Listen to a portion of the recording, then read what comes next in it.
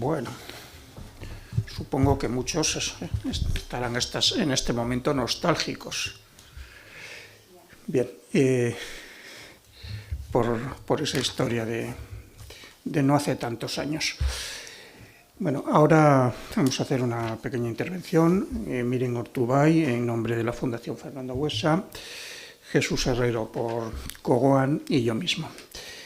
Este fin de semana, casualmente, Coral Rodríguez Fouz me envió, que estuvo el viernes pasado aquí en esta misma sala, donde hicimos el homenaje a los 3 chavales que fueron secuestrados, asesinados, hechos desaparecer por ETA en 1973 en territorio francés.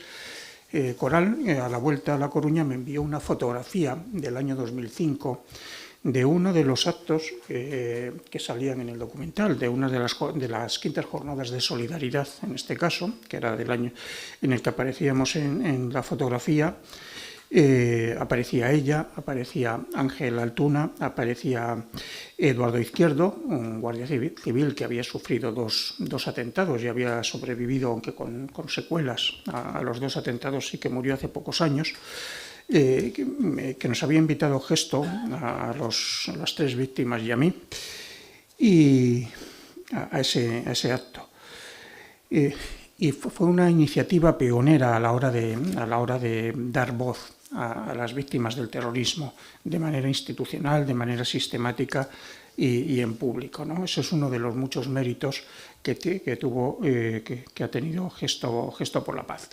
Es importante que los protagonistas de aquella historia recuerden y lo hagan constar en un documental como este, para que cómo se gestó el fenómeno, cómo se desarrolló, qué problemas tuvieron que enfrentar, cuáles fueron sus líneas de trabajo, y que eso se recuerde sobre todo para los que no conocieron aquellos años, para los jóvenes. Es un trabajo, por tanto, meritorio de memoria realizado por los protagonistas de una época. De todo el documental hay una frase en un momento dado que dice Isabel Urquijo, dice algo así como no querían que estuviéramos en la calle o nos querían echar de la calle, una frase así dice en un momento dado, y yo creo que esa es la clave central de la historia de Gesto por la Paz y de lo que hizo. Es decir, el mundo de ETA rechazó la transición, rechazó la Constitución, rechazó el Estatuto de Autonomía, las instituciones autonómicas, las instituciones políticas. O sea, siguió actuando no como en el franquismo, sino peor, porque en el franquismo solo cometió el 5% de los asesinatos, en la democracia cometió el 95%. Y entonces no reconocía la legitimidad democrática, expresada a través de las urnas. Y entonces, cuando se rechaza eso, cuando no quieres reconocer que los ciudadanos no votan tus propuestas, que votan mayoritariamente a los otros partidos que no defienden la violencia, entonces, ¿cómo te justificas? Y la clave del mundo de ETA y de su brazo político fue por el control de la calle. Es decir, por el control de la calle, por el control de la movilización callejera y la transferencia de la legitimidad política, no de las urnas, que tienen todos los sistemas democráticos, sino a las movilizaciones en la calle. Ellos se sentían legitimados en la medida que controlaban, que eran mayoritarios y dominantes su presencia en la calle. Era una legitimidad de sustitución de la estrategia democrática. Bien, salir a la calle a expresar el rechazo al terrorismo, aunque incluso en silencio, sin aspavientos, de una manera discreta, como hizo Gesto por la Paz, suponía impugnar el imaginario simbólico de ETA, que era la legitimidad viene de la calle y no viene de las elecciones. Y eso es más importante, ha sido a mi juicio más importante que el propio rechazo al terrorismo. Y por eso, de ese contexto de impugnar el imaginario simbólico de ETA, de ahí nace las reacciones violentas, acosadoras, intimidatorias que tuvieron que soportar los pacifistas en sus concentraciones. Es decir, el acoso que les llevó, como se decía en el documental, en Echar y Aranaz, a disolver el grupo local, porque era imposible seguir haciendo el gesto de paz después de cada asesinato. Por eso todo el acoso tan intenso, cuando el lazo azul tiene tal éxito social que el mundo de ETA se ve amenazado y tratan de imponer, de hacerlo retroceder esa presencia del lazo azul y de quien lo impulsa, que es Gesto por la Paz, tratan de evitar que sea un símbolo omnipresente en las calles porque les disputa la hegemonía en la calle. Y por eso no voy a extenderme ya más y hablar a Jesús, que es el protagonista del documental, pero esa, en mi juicio, es una de las claves de la historia de Gesto por la Paz, que resumía bien la frase de Isabel Urquijo. Y sin más, le doy la palabra a Miren para que intervenga. Pues, muchas gracias. Gracias a todos quienes nos acompañáis hoy por compartir estos momentos que por lo menos a mí me ha resultado así muy emocionante. Gracias sobre todo a Gesto por la Paz por existir y también por este documental. Gracias al Memorial por acogernos hoy aquí y por entender que es importante que esta parte de la historia pues se conozca y pues apoyar, ¿no?, esta iniciativa del documental. También la Fundación Fernando Buesa lo entiende así y por eso estamos aquí. Y quiero agradecer fundamentalmente a la Fundación Fernando Buesa que haya delegado en mí la representación para este acto, porque reconozco que para mí, y permitirme que hable a nivel estrictamente personal, en mi historia Gesto por la Paz fue muy importante. Cuando surge Gesto por la Paz fue la sensación de que había encontrado mi espacio, ¿no?, de que por fin podía estar en un sitio en el que me sentía a gusto, que esa frase de Gandhi que solía decir o que solíamos decir en los grupos de no violencia se estaba un poco poniendo en práctica, ¿no?, lo de que la paz era el camino. No sé, yo lo cuento porque para mí fue como un punto de inflexión y quizá para algunos de mi edad que estéis aquí pues puede que también. Para mí fue un punto de inflexión el asesinato de Ryan, del ingeniero de la central nuclear. Primero porque yo me consideraba ecologista y antinuclear y entonces aquel asesinato, además de todo, era en mi nombre, ¿no? Y eso fue algo terrible. Es la primera vez, porque claro, una cosa es criticar a ETA pues en silencio donde hay confianza y otra es salir a una manifestación. Yo creo que es la primera vez que fui a una manifestación. Pero el problema, por lo menos yo así lo recuerdo, creo que justo a la semana siguiente fue cuando apareció muerto, cuando mataron a Zabalza, a Miquel Zabalza. Uy. Sí, perdón, bueno, eso de la memoria subjetiva es bastante... Sí, bueno, es verdad, las torturas... Bueno, Bien, entonces, claro, por supuesto, había que ir también a la manifestación y fui a la manifestación con una sensación terrible de que lo que parecía que había empezado a cambiar con la manifestación de Ryan, pues era otra vez vuelta atrás. Pero también el problema de aquella manifestación, es verdad, Joseba Rey contra las torturas, aquella, a diferencia de la otra, no fue en silencio y entonces, claro, estabas allí porque considerabas que eso era una injusticia que había que denunciar, pero al mismo tiempo sentías que no estabas nada de acuerdo con otras cosas que se gritaban, ¿no? Y el problema es que cuando parecía que si te acercabas, ¿no?, pues eso, protestabas por una injusticia, tenías que comprar todo el paquete que venía, ¿no? O sea, ya como meterte en ese grupo.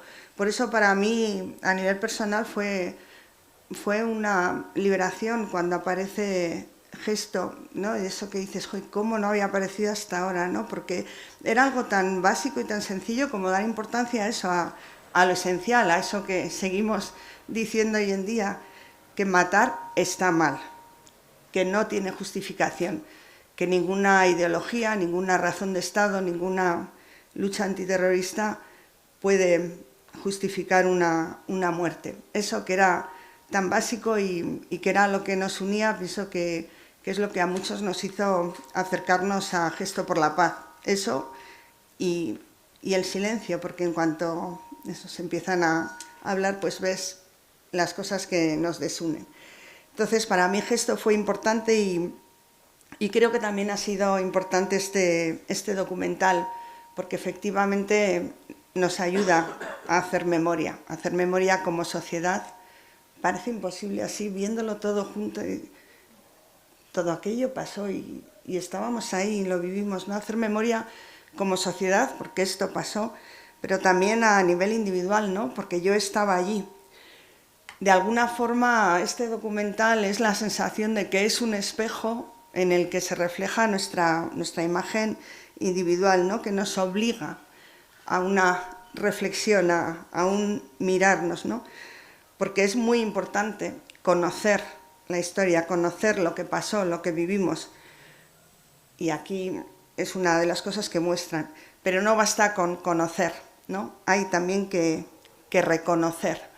Y en este sentido me parece que el acto de hoy encaja perfectamente pues, el lema que fue en el acto in memoriam de febrero de este año. Precisamente el lema era ese, ¿no? Reconocer para reconocerse. Es decir, mirarnos a nosotros mismos, el espejo que nos puso Sara,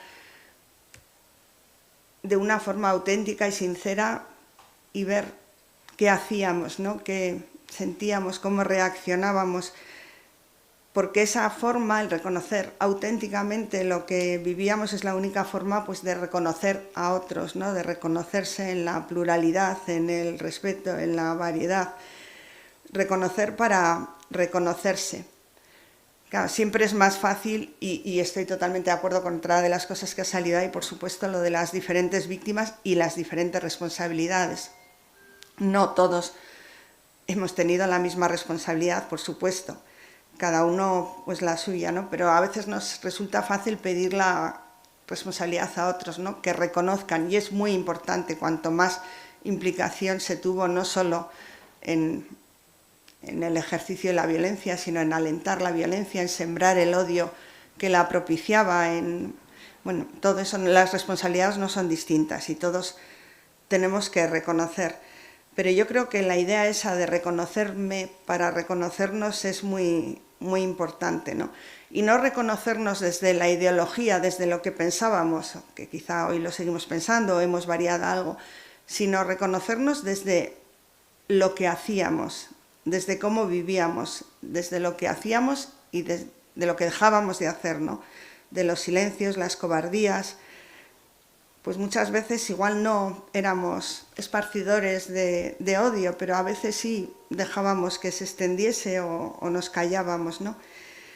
Reconocer lo que hicimos con nuestras contradicciones y nuestras ambigüedades, pues también nos sirve para entender a otros que también tuvieron contradicciones. No sé, yo también vuelvo a nivel personal porque me parece importante, pues eso, gracias a que Gesto existía, iba a las concentraciones. Reconozco que no tenía ningún mérito, ¿no? Hoy nos lo ha vuelto a recordar aquí, ir a una concentración en Vitoria no tenía nada que ver con otras concentraciones. Pero reconozco que hoy me pregunto, ¿y por qué no participé de una forma más activa? ¿Por qué no me comprometí más? Que en aquel momento tenía otras prioridades, otras injusticias, ¿no? Por las que, o contra las que luchar. Hoy, no sé, a veces, bueno, hay que pensar, ¿no? Esas prioridades. Y luego también, y esto lo había pensado, también sale en el documental, pero para mí ese asistir a las concentraciones de Gesto tuvo un efecto de alguna forma negativo, en el sentido de que me parecía que ya estaba haciendo algo. O sea, gracias a que ellos peleaban y organizaban y eso, bueno, pues yo ya estaba haciendo algo. Y ese estar haciendo algo, hoy veo que me alejó un poco pues de empatizar con las víctimas, ¿no? De alguna forma de saber lo que estaban pasando, de acercarnos o de acercarme más a las víctimas, ¿no? Esto me he dado cuenta pues bastantes años después, cuando empecé pues con la Fundación Fernando Buesa y conocí pues bueno, pues toda esa historia también ahí ha salido. No sé, pienso que este documental nos da, es eso, es otro espejo en el que mirarnos y en el que mirar, y creo que eso es, bueno, pues digno de agradecimiento, y como desde luego Jesús es aquí el representante, pues eso, te lo agradecemos y y tuya es la palabra porque eres el que tienes algo que decir.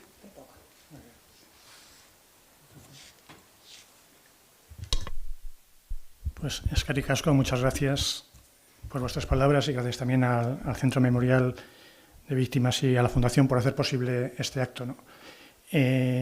Yo vengo aquí representando a día de hoy a Gogoan por una memoria digna, que es la organización que se ha promulgado el desarrollo del documental, porque uno de sus objetivos es trabajar por ese relato, por esa memoria, y también, como parte importante, poner en valor lo desarrollado por Gesto por la Paz, ¿no?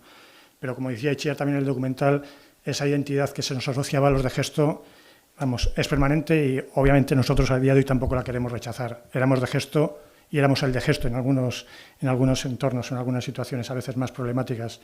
Y, vamos, y es algo que entre nosotros siempre seremos los de Gesto y siempre, como decíamos, siempre tendremos esa mirada complaciente de todos los que hemos estado compartiendo todos esos momentos, duros momentos, pero también momentos ricos en lo personal, ¿no? Yo creo que también comentábamos entre nosotros ese valor de Gesto como espacio de construcción. Me decía algún periodista en algún momento dado si Gesto por la Paz había cambiado mi vida, y lo primero que me salió decirles que no la había cambiado, que la había construido. Es decir, yo entré en Gesto con 20 años y para mí es un referente, y muchas veces comentamos incluso en los ámbitos laborales hemos aprendido tanto de lo que mamamos en Gesto que hay muchas situaciones incluso de esos otros ámbitos, dices, a veces nos parecen hasta de juguete, y espero que se me entienda lo que quiero decir, ¿no? En cuanto a todo lo que estábamos gestionando o tratando, ¿no? También, antes de continuar, quería hacer un paréntesis y dar especial gracias al director, a Suban Inchausti, que es un director que tenía una experiencia en el trabajo sobre documentales de derechos humanos, pero que en este documental se ha implicado mucho más allá de lo que podría responder a un simple director profesional. A Suban Inchausti, a Fernando Velázquez, un reconocido compositor musical reconocido nacional e internacionalmente, que también se ha colaborado mucho más allá de lo que era mínimamente exigible, ¿no? Y también especialmente por esas circunstancias dificultosas de que todo el documental lo tuvimos que también rodar durante la pandemia, y eso generó unas dificultades añadidas que, bueno, tratamos todos de paliar, y que creo que el resultado es positivo, ¿no? Y al hilo de cómo se partía el acto, para nosotros el documental es también una contribución a la memoria y al relato. Es una contribución, es decir, es una contribución desde la perspectiva de Gesto, es decir, que somos conscientes que esta es nuestra visión y nuestra contribución para que se ponga encima de la mesa, para que se valore, se comente, se reflexione, se pueda criticar, etcétera. Es decir, no es la sensación es de parte, es decir, es un documental de parte, en este caso desde lo que nosotros hemos vivido directamente, ¿no? Por tratar un poco de decir qué es lo que puedo decir en esta intervención, y también que ahora mismo pues tenemos ese tiempo para pensar en lo que hemos hecho, es decir, que cuando estás enfrascado probablemente no tienes esa perspectiva, ¿no? Ahora pues realmente tenemos esa ya perspectiva un poco de temporal, y yo quería utilizar 3 palabras para definir un poco lo que ha sido Gesto y lo que se ve en el documental: genuino, pionero, que es una palabra que ha mencionado ahora mismo Florencio, y vigencia, ¿no? Empiezo por genuino porque para mí Gesto ha sido una genuina construcción colectiva, es decir, sabemos, los que hemos estado en Gesto por la Paz, que Gesto por la Paz ha sido el resultado de las decisiones, de las inquietudes, de las motivaciones de los que hemos participado. Y hemos participado mucha gente y en diferentes momentos. Pues Gesto ha sido el resultado de esa contribución y participación colectiva. Y Gesto era el resultado del aquí y ahora. Es decir, a mí eso me parece muy importante, es decir, muchos de los que estábamos en Gesto no proveníamos de ninguna tradición, o incluso muchos no teníamos ningún tipo de militancia fuerte anterior, sino que con 20 años con los que entré yo en Gesto y con otros compañeros, también había gente de mayor edad, pero teníamos claro que era el aquí y ahora. Y el aquí y ahora en aquel momento era la necesidad de hacer algo, que no nos podíamos acostumbrar a esa rutinización de la violencia. Y en aquellos años del 85 al 86 teníamos atentados de ETA, atentados del GAL. Cada semana era lo habitual que tuviéramos ese tipo de atentados, ¿no?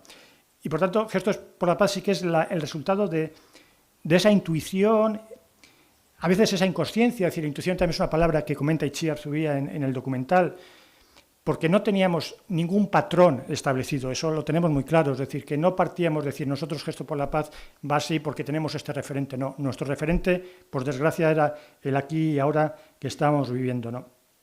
Y en ese contexto, decía Imanol en una frase que, bueno, pues en el libro de lecturas de la violencia vasca, Imanol Zubero escribía que es mucho más fácil reaccionar ante acontecimientos extraordinarios que ante hechos repetidos ordinarios, y que la violencia repetida, rutinizada, tiene el efecto de convertirse en un hecho fáctico al que nos adaptamos, ¿no? Dando una vuelta a esto, para mí Gesto fue el resultado de la respuesta a esa trágica ordinariedad de la violencia, a esa trágica rutinización de la violencia en la que estábamos inmersos. Entonces, esa fue, yo creo que, bueno, de ese modo de decir, hay que hacer algo, no nos podemos acostumbrar a esta situación, ¿no? Porque siempre se habla, y yo creo que es un debate permanente de determinar cuál ha sido el papel de la sociedad vasca, porque sabemos que estamos aquí, ¿no?, respecto a este problema, ¿no? Y es difícil siempre hablar de la sociedad vasca en genérico, en cualquier tema y también en este. Yo creo que los expertos, incluso universitarios, tienen una parte importante para hablar de ese tema, ¿no? Pero yo creo que para mí es un elemento importante, o que creo que hay que destacar, que al final hemos vivido un trágico problema de la violencia terrorista en un contexto de sociedad occidental europea que, si no te tocaba directamente el problema de la violencia porque no eras víctima, no eras amenazado, no tenías ese contexto, se vivía relativamente bien. Y eso era el contexto en el que nos vivíamos, de pues, esa sociedad occidental en el que, a pesar de esa existencia de ese trágico problema, se podía vivir relativamente bien, ¿no? Y yo creo que hay un factor que, hablando de esa gran mayoría, que a veces es difícil especificar, ¿no?, pero existía ese gran miedo de salirse de la tribu. Como dice Eider Huertas en el documental, lo revolucionario, la rebeldía, era salirse de ese sentimiento mayoritario y era decirse, no, yo estoy en contra de la violencia, es decir, me salgo de esa sensación de tribu, comodidad, que también es muy típico de la sociedad occidental, ¿no? Pero al mismo tiempo yo creo que otras cuestiones que yo percibo en el momento es que, en general, mucha gente, la sociedad vasca ha tenido miedo a tener miedo, es decir, se ha situado en el preámbulo, en el paso anterior a quererse enfrascar en este ámbito. Pero dicho esto, también hay que destacar la existencia de esa respuesta, es decir, hubo una respuesta de la sociedad vasca, que se podrá medir en términos siempre cuantitativos y cualitativos. Yo con el tiempo casi más sigo valorando los cualitativos. Existió esa respuesta, también como dice Itziar en el final. Al final hubo esa respuesta, que yo creo que contribuyó a que ETA acabara. Fue un factor más, no se puede hablar de es el factor, pero fue un factor más, y al menos podemos decir que la sociedad, que hubo una respuesta no solo de Gesto, también de más organizaciones, personas incluso que no estaban dentro de una organización, pero que eso es un elemento que hay que destacar porque existió, ¿no? Entonces yo creo que ese elemento de existió una respuesta ciudadana, yo creo que es importante, ¿no? También comentaba la palabra pioneros, en el sentido de que teníamos el folio en blanco, es decir, que lo que construíamos, lo construíamos porque nos parecía adecuado. Y yo creo que también tuvimos esa virtualidad de combinar lo que era la respuesta sistemática, la movilización, que es una palabra muy importante en cualquier asociación, y hacerlo de forma sistemática, que es también un elemento muy importante. Sistemáticamente salíamos, es decir, no era... y también en aquel momento, yo siempre, cuando pienso salíamos con atentados de ETA, con atentados de Regal, cuando moría una persona que estaba manipulando una bomba, porque en aquellos momentos incluso la información que llegaba de cada atentado era muy confusa y el resultado final era que había habido la pérdida de una vida humana. Entonces, no estoy diciendo que ese fuese el factor, pero viendo con el tiempo hay que valorar cada una de las decisiones en el contexto en que se tomaban, ¿no? Pero esa respuesta sistemática, esa movilización, luego el generar manifestaciones anualmente, es decir, nosotros, como dice Isabel, nos sorprendíamos que en el año 92 conseguimos llenar la Gran Vía. Perdón, no conseguimos, se llenó la Gran Vía, es decir, porque teníamos muy claro que éramos un cauce de expresión, y lo digo porque lo sentíamos así. Lo que iban allí no era una adhesión a Gesto por la Paz Movimiento, era proporcionábamos un cauce de expresión para que la gente se movilizara en contra de la violencia terrorista. Esa era, obviamente, lo que era nuestra pretensión y lo que analizábamos de ese tipo de actos. Y decía que teníamos la virtualidad de haber, yo creo que combinado esa movilización, que también con un mensaje, y ese mensaje que estábamos construyendo, que se empezó desde muy pronto con ese principio de separación de conflictos, que hay que reconocer que lo ideó Imanol Zubero, que yo creo que ha sido muy importante, es decir, que no existía una relación necesaria entre la existencia de un problema de violencia con los conflictos políticos de una sociedad. Incluso nos gustaba decir conflictos, porque no era el conflicto mágico, no sé. Una sociedad plural puede tener conflictos, y eso es hasta natural, normal que existan ese tipo de conflictos, pero ninguno de ese conflicto justificaba el uso de la violencia. Y eso fue un marco que nos guió absolutamente firmes durante toda nuestra andadura y que creemos que ha tenido también su incidencia en el final. Como decíamos en el documental, hemos llegado a ese final de la violencia sin concesiones políticas. Y creo que eso también es un aprendizaje cuando se habla muchas veces de toda esta teoría de resolución de conflictos en la que nosotros no nos miramos, porque insistíamos en el aquí y ahora, probablemente en esa teoría de resolución de conflictos haya que mirar al conflicto vasco en alguna de estas cuestiones, en cómo aquí se ha llegado a ese final sin realizar concesiones políticas. Y fuimos pioneros también porque fue así objetivamente en lanzar mensajes, en empezar el acompañamiento hacia las víctimas. Para nosotros el hacer las jornadas de víctimas fue un hito significativo. Decíamos claramente que el que se atrevía a escuchar el testimonio directo de una víctima no quedaba indiferente. Y eso lo empezamos a organizar en el año 2001. Como decimos, siempre será tarde el hacer hacia las víctimas, pero lo hicimos y yo creo que fue también un elemento positivo, ¿no? Por un matiz anterior que sí me parece significativo. Nosotros cuando empezábamos nos definíamos que nos situábamos en un ámbito prepolítico. Durante la andadura fue de los matices que cambiamos. No éramos prepolíticos, éramos prepartidistas. Es decir, defendíamos la unidad de todas las fuerzas políticas en contra de la violencia, sabiendo que había unos que se automarginaban, que era todo el entorno de la izquierda abertzale que los apoyaba, pero sí sabíamos que teníamos una incidencia en lo político, con esos mensajes de separación de conflictos, con esa incidencia en la necesidad de preservar los derechos humanos para todas las personas. Trabajamos el tema de la reinserción, promulgamos el concepto de acercamiento. El concepto de acercamiento sí es cierto que la opinión pública lo lanzó Gesto por la Paz, ahora que se ha acabado la política de esta dispersión, porque en aquel momento por la izquierda abertzale lo que pedía era el reagrupamiento, y para nosotros el reagrupamiento no era una cuestión desde el punto de vista ético, pero el acercamiento sí, y por lo tanto lo sacamos a la luz. Acuñamos el término de violencia persecución porque nos parecía que era absolutamente necesario visualizar esta realidad que sufrían muchas personas. Por tanto, ahí sí que creemos que, desde ese folio en blanco hicimos cosas que nos parecen interesantes. Y por último, la palabra vigencia, que queda también a la valoración de todos vosotros y vosotras. Es decir, vemos que incluso algunos de esos mensajes desarrollados en aquel contexto pueden tener valor y siguen teniendo valor en este momento, ¿no? Porque una parte importante del documental es poner en valor lo que hizo Gesto en el contexto en que lo hizo, que no es tanto de justificar a día de hoy cuáles son los principios que defiende Gesto por la Paz, sino poner en valor cuáles fueron los principios que se crearon, que se desarrollaron en el contexto en que lo hacía. Paréntesis, por eso el director, que le da mucha importancia a esto, decía que para él era muy importante recoger cortes de los medios de comunicación porque expresaban lo que se decía en aquel momento, que pueden tener luego algún tipo de análisis desde el contexto, desde el paso del tiempo, pero eso era el momento, eso era lo que quería propiciar con ese tipo de herramienta cinematográfica, ¿no? Y para acabar, que yo también lo digo en el documental y también ha salido aquí, es esa sensación de que cuanto más tiempo transcurre desde que ha acabado la violencia, es mayor la sensación de que el sinsentido de lo que ha ocurrido, de que no ha tenido absolutamente, obviamente, ningún tipo de justificación, ningún tipo de racionalidad, por qué ha pasado, para qué ha pasado, solo para generar ese dolor irreparable que desgraciadamente se ha concretado en esas víctimas que eran las trágicas destinatarias de un ataque que iba dirigido contra toda la sociedad, pero que en muchas ocasiones esa sociedad no quiso ser consciente de ello. Eskerrik asko.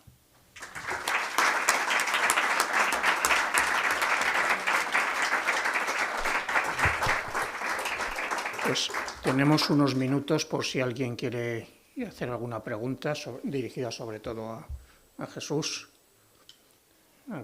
Alguien que se anime. Si no, hago yo la primera.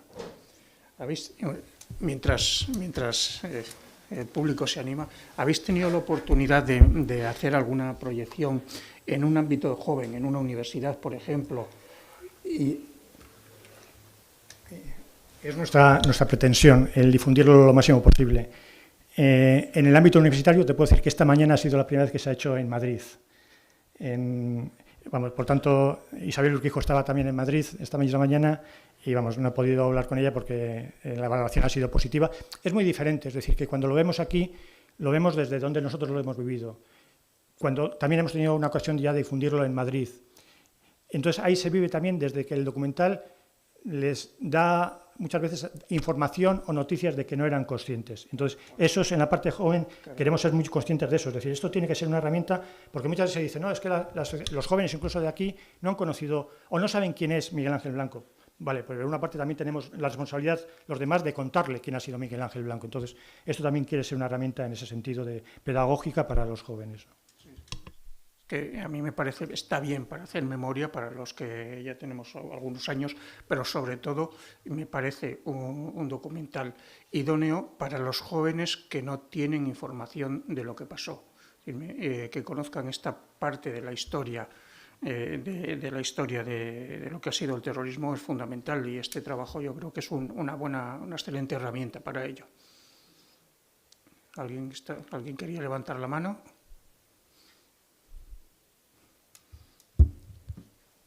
Tres minutos, según el horario marcado por el jefe de protocolo, que es Edu.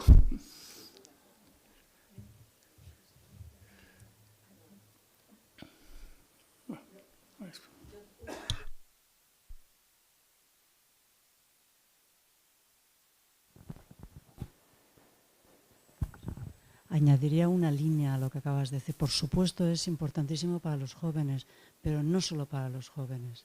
Yo cada vez que veo este documental pienso, Dios mío, ¿dónde estaba yo? Y creo que hay muchísima gente de nuestra generación a quien le viene muy bien también verlo. Y que ojalá lo viera mucha más gente de la que estamos aquí, que seguramente somos los que ya de antemano estábamos un poco comprados, ¿no?